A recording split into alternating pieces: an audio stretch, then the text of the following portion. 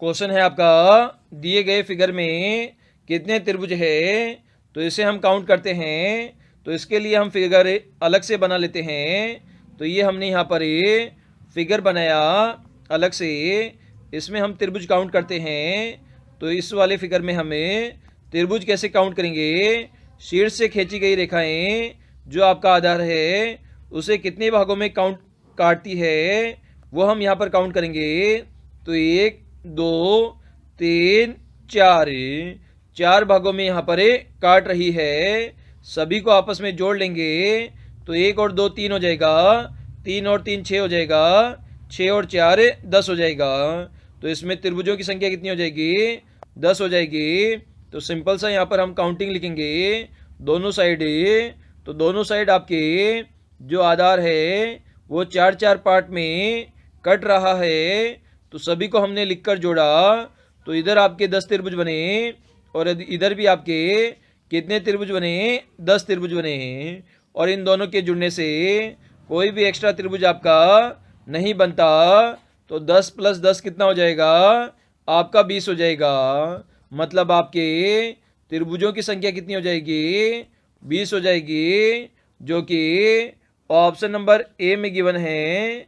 तो ए हमारा दिए गए क्वेश्चन का आंसर हो जाता है। क्वेश्चन है आपका, VOHA को WPIB लिखा है, तो CJQX को क्या हम लिखेंगे, ये आपको यहाँ पर फाइंड आउट करना है। तो सबसे पहले हमने VOHA को हमने क्या लिख दिया, यहाँ पर WPIB यहाँ पर हमने लिख दिया। तो कैसे लिखेंगे, V को हम W लिखेंगे तो V के बाद क्या आता है, W आता है। तो यहाँ पर एक लेटर हमने जोड़ दिया। इसी प्रकार O को हमने P लिखा है तो O के बाद क्या आता है, P आता है। तो यहाँ पर भी हमने एक लेटर जोड़ दिया। इसी प्रकार H के बाद I आता है तो यहाँ पर भी हमने एक लेटर को जोड़ दिया। इसी प्रकार A के बाद B आता है तो यहाँ पर भी हमने एक लेटर को जोड़ दिया। और आगे आपका लिखा गया है CJQX लिखा है। तो C में भी हमें एक लेटर जोड़ेंगे, क्योंकि प्रीवियस में हमने एक एक लेटर जोड़ते हुए आगे वाली सीरीज यहाँ पर प्राप्त की थी। तो C में हमने एक जोड़ा तो D प्राप्त हुआ। इसी प्रकार J में एक लेटर जोड़ेंगे तो J के बाद क्या आता है, K आता है। इसी प्रकार Q में एक लेटर जोड़ेंगे तो Q के बाद क्या आता है, R आता है। और इसी प्रकार X में एक लेटर जोड़ेंगे तो X के बाद क्या आता है, Y आता है। तो यहाँ पर आपके 4 नए लेटर क्या बन जाएंगे, DKRY बन जाएंगे, जो कि आपको ऑप्शन नंबर ए में गिवन है। तो ऑप्शन नंबर ए हमारा दिए गए क्वेश्चन का आंसर हो जाएगा। क्वेश्चन है आपका, सुरेश का जन्म 4 अक्टूबर 1999 को हुआ। शशिकांत का जन्म सुरेश के 6 दिन पहले हुआ। उस वर्ष स्वतंत्रता दिवस रविवार को पड़ता था। शशिकांत का जन्म किस दिन हुआ, ये आपको फाइंड आउट करना है। तो सबसे पहले यहाँ पर जो आपका शशिकांत है उसके जन्म की हम बात करते हैं। तो शशिकांत का जन्म यहाँ पर 4 अक्टूबर से 6 दिन हम पीछे जाएंगे तो आपका कितना हो जाएगा, 29 सितंबर हो जाएगा। 29 सितंबर 1999 को जन्म हुआ शशिकांत का। और आगे आपसे क्वेश्चन में कहा गया है जो आपका 15 अगस्त है स्वतंत्रता दिवस, उस दिन आपका कौन सा वार है, आपका रविवार है। तो अब हमें रविवार को कंसीडर करेंगे और उससे हम आगे बढ़ते जाएंगे।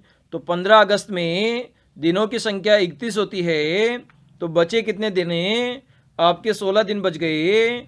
इसी प्रकार सितंबर की हम बात करें तो सितंबर में हमें कितने दिनों तक जाना है, 29 दिनों तक जाना है। तो 29 और जोड़ देंगे तो 16 और 29 कितना हो जाएगा आपका 45 हो जाएगा। और 45 में हमें 7 का भाग देंगे क्योंकि सप्ताह में कितने दिन होते हैं 7 दिन होते हैं। और उसके बाद वही दिन आपका रिपीट हो जाता है।